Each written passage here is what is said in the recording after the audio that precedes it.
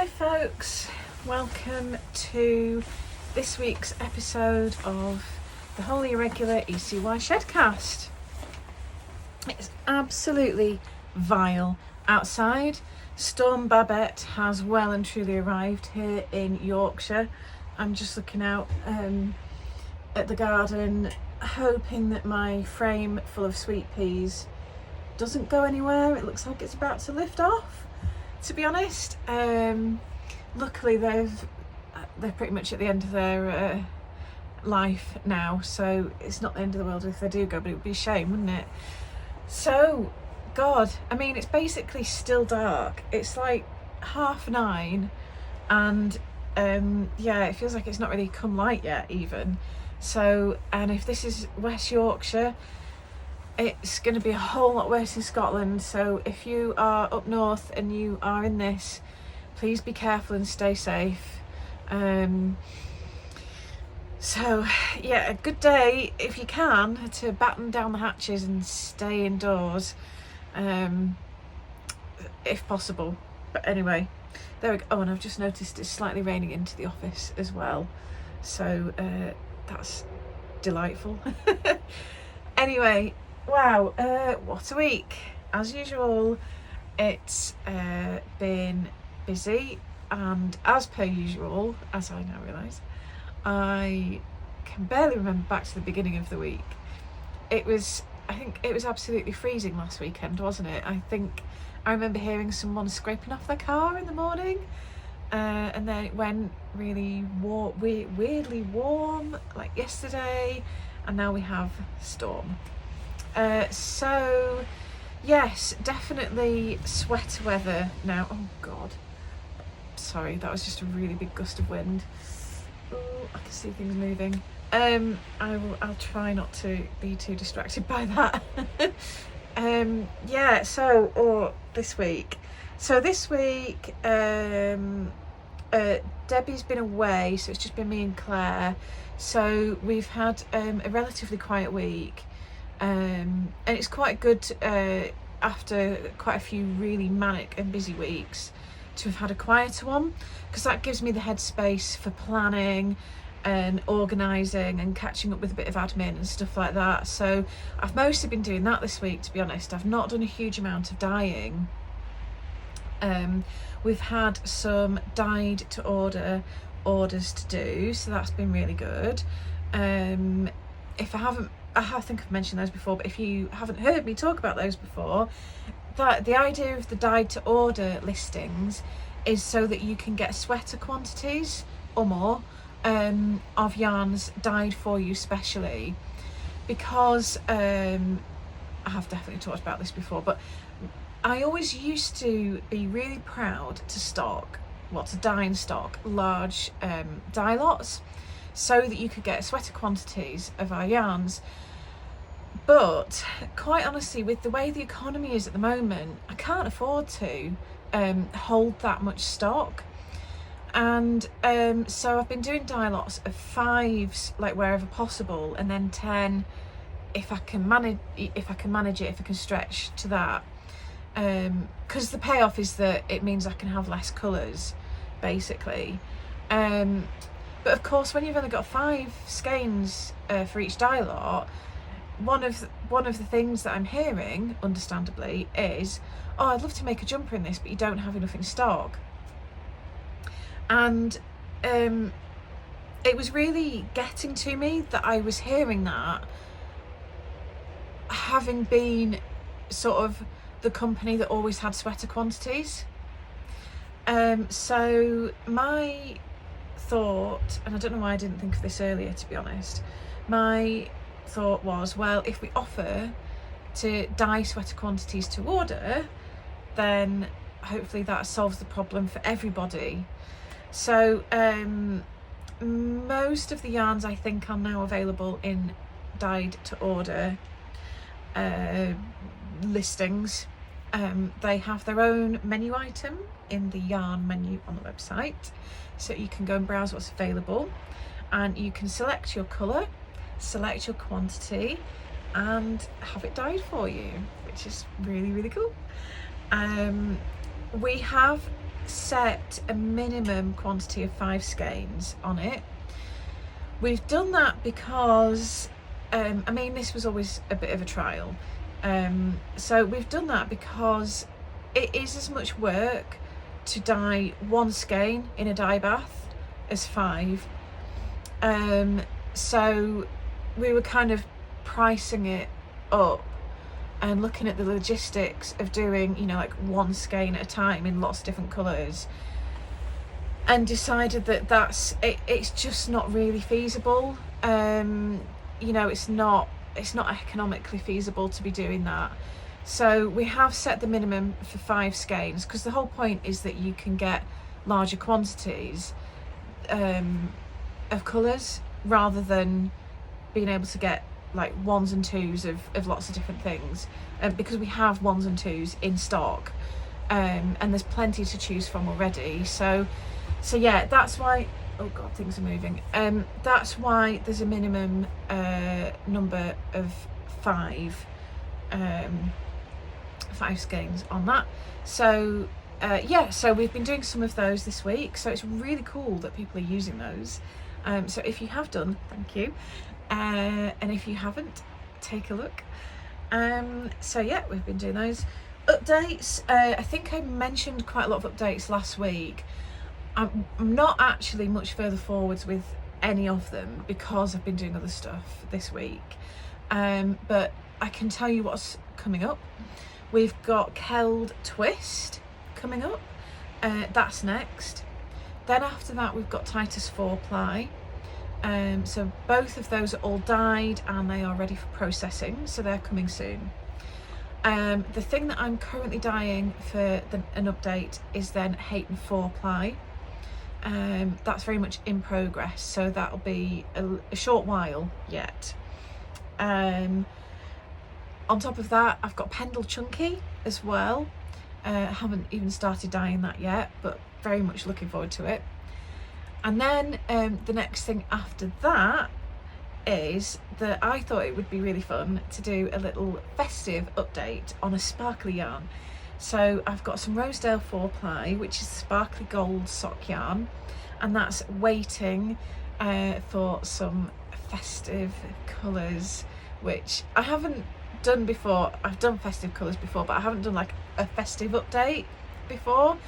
But oh, excuse me, I just thought it'd be fun. It crossed my mind and I was like, oh, fancy doing that, let's give it a go. So that's on the list as well. I think my list ends there because that's quite a lot of work to come. So I'll let you know when I decide what we're doing after that.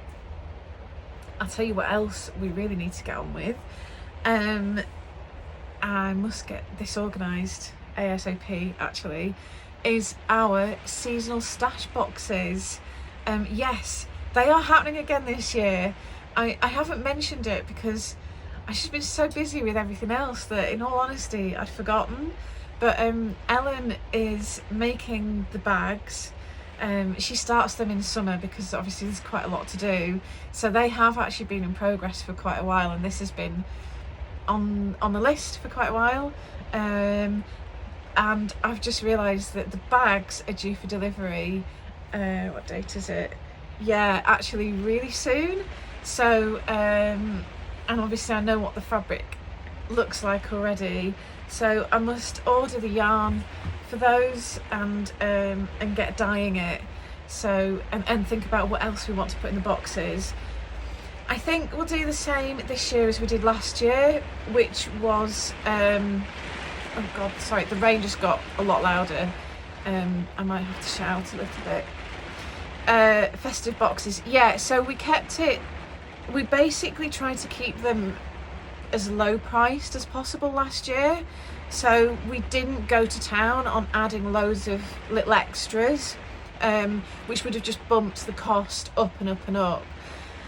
I think we'll do the same this year. I love adding loads of little extra treats and nice things, but if it's just going to put the price up, I think at the moment, whilst sort of spending is generally quite low, understandably, it makes sense to keep the boxes lower priced and keep them a bit simpler. So, you know, you're still getting the really beautiful handmade project bag and exclusive hand-dyed yarn, but you're not paying quite a bit extra for little things that you maybe don't want or need. Like, they're nice to have, but you don't necessarily want or need them. So I think that is probably the way to go again this year. If you've got any thoughts or opinions on that, do let me know. But that's just kind of like what I'm thinking about it. So yeah, seasonal stash boxes, I really need to get on with that. I need to decide which yarn to use and get on with it. Again, with the kind of budget thing, I think it might make sense to stick with Bremen 4-ply, because it's such a lovely yarn, but it's one of the lower priced ones. So, and it's really versatile. You can use it for socks and garments and accessories and all sorts. So I think it might make sense to go with that as well. But again, if you have any thoughts or opinions on it, do let me know. So, what else? That's mostly it for this week. We do have a wholesale order, which is just next to me on the desk here, which is going to be going to Knitting Pretty in Knaresborough next week. It's mostly ready. In fact, I could grab a couple of skeins that are poking out the top here and show you a couple of colours. So, talking of Bremen 4-ply, it's Bremen 4-ply, and this is vintage ribbon, so that's going to be going over to Knitting Pretty. And this is Fresh Leaves as well. They were just the top two. So nice, the nice cheerful colours. I like doing cheerful colours, but I like to kind of like do cheerful colours but keep them soft and not like super bright. I don't like it if they get a bit insipid or garish. So yeah, they're quite soft, but light, and especially on a day like this. I'll put those back in there. What time is it? So I'm expecting Debbie today, but to be honest, while I've been filming this, I wouldn't be surprised if she messaged and said she might give it a miss, because it's absolutely disgusting out there, and I wouldn't be surprised if there's sort of flooded roads and trees blown down and stuff like that. So hopefully she'll be checking the travel news and letting me know what she's decided. I really wouldn't blame her if she doesn't want to come over, because it's a bit of a trek for her as well. So we'll see. But yeah, that's basically it for this week. I haven't got anything else generally to tell you. If you want a foot update, you can have a foot update. I popped along to a consultant this week, and she's a bit funny actually, but anyway, I was her last appointment, so I'll put it down to tiredness. But anyway, she got the job done, and she said, with my sprained ankle, there's nothing flapping about. So that's got to be good, right? So yeah, she thinks my ankle is ready for physio and rehab and sort of the strengthening work now. So that's great. So I'm trying to book a physio appointment ASAP really. And the agonising pain under my arch and heel, which is the thing that's stopping me from doing anything, is unsurprisingly plantar fasciitis. If you've had it, you will know. It's one of those things. If you know, you know. So I'm quite glad she's confirmed that, because I've had it before. I had it really badly after my foot surgery 2 years ago. And in fact, in my Facebook memories today came up a memory from 2 years ago when I said I just had my first shockwave therapy on my heel for the plantar fasciitis. And again, with shockwave therapy, if you know, you know. it's pretty stingy. Anyway, hopefully I can avoid shockwave this time, but at least, yeah, it's really painful, but I know what it is, I know where I'm at with it, I know how to deal with it. I've already got my gel insoles. In fact, I'd forgotten that I had them, and so yesterday morning I dug them out and I put them in my work boots, and honestly the difference that they've made is like enormous. I've had these gel insoles for a couple of years and I've always thought, well, you know, I may as well use them, it can't hurt to try them if, you know, if my heel's bad. But I've always thought that they don't really do anything. I can't really tell the difference. We're all right. But this time, honestly, I've just put them in my boots, and just literally, they're enabling me to stand. So I should definitely stick with the gel insoles. They're little heel ones, so they're not the full foot. They're just the heel and arch. They're pretty expensive, but wow, if they make this much difference, I would really recommend them. And then it's things like rolling my foot on ice several times a day. There are stretches and things that you're meant to do, but I can't really do all of them because of the still healing ankle sprain. But I'll do as much as I can of those. It's a slightly tricky one because she said with the ankle it needs to move, to you know, you need to get it moving, ideally walking, to stimulate healing, but of course I can't because of the plantar fasciitis, so I really need to get on top of that, so that I can get my ankle going a bit more as well. But anyway, yeah, so that's where I'm at with that. Feeling a lot more positive about it. I have a very high pain threshold, and I have a history of using unattended broken limbs and severe injuries, and kind of making them worse, obviously.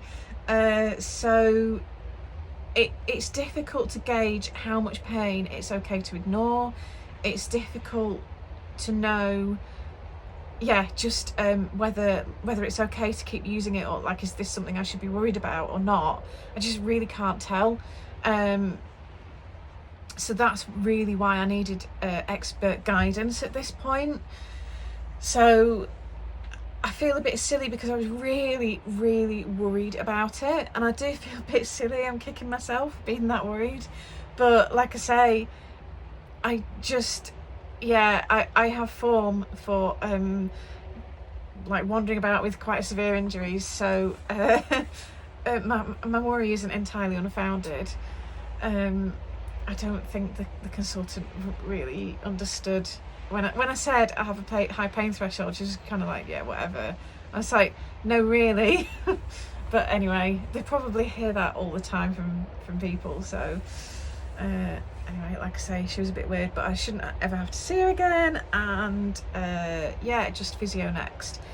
So I mean, the thing is, this is relevant because it really affects work, because I generally work on my feet, which is much better for my back and my hips and everything. And of course, because I'm moving about with all the dye pots and rinsing and in the sinks and all this, that and the other,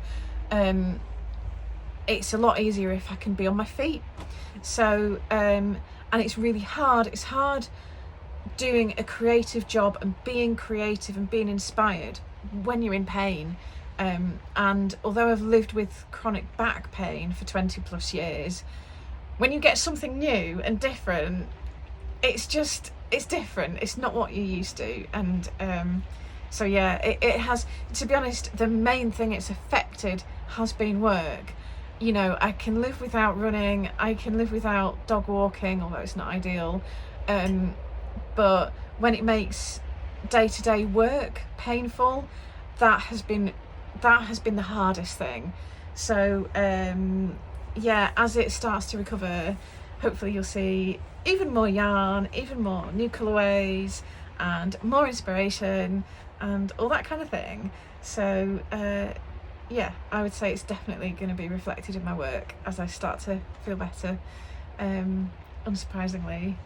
So I had better go because it's 5 to 10 and I need to check my messages and see what Debbie's decided about today.